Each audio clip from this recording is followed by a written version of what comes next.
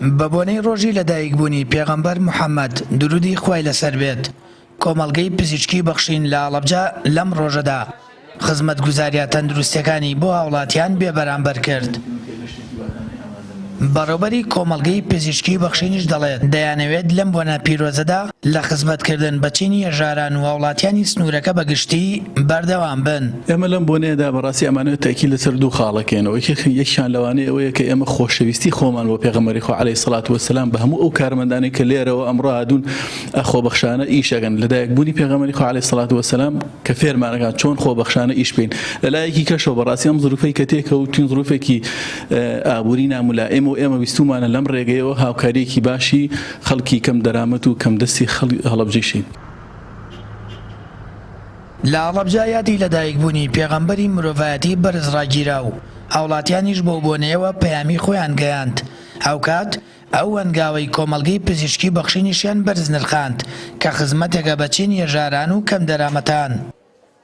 لە یادی لەدایکبوونی سەرۆری مرۆڤایەتی پێشەوا محەممەد درودی خوای لەبێت پیرۆزبایی لە تەواوی موسڵمانانی جیهان و موسڵمانانی کوردستان و موسڵمانانی پارێزگای هەڵەبجە بە تایبەتی ئەکەم. هیوادارم ئەم ڕۆژە پیرۆزە بێتە مایەی خێر و خۆشی بۆ هاوڵاتیان و دەستخۆشی لە کۆمەڵگەی بەخشین ئەکەم لە پارێزگای هەڵەبجە بە تایبەتی.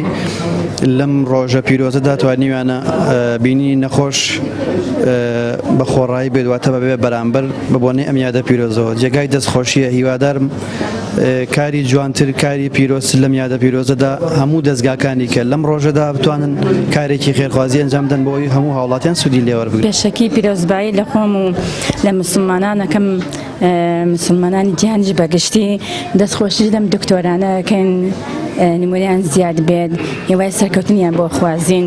هیوادارم لە کوردستانە ئاوا نمونەیان زیاتر بێت شتی وازەوەتر بێت. کۆمەڵگەی پزیشکی بەخشین لە 12 بەشی پسپۆڕی پێک دێت و هەموو بەشەکانی لە خزمەت هاوڵاتیاندا کراوەتەوە.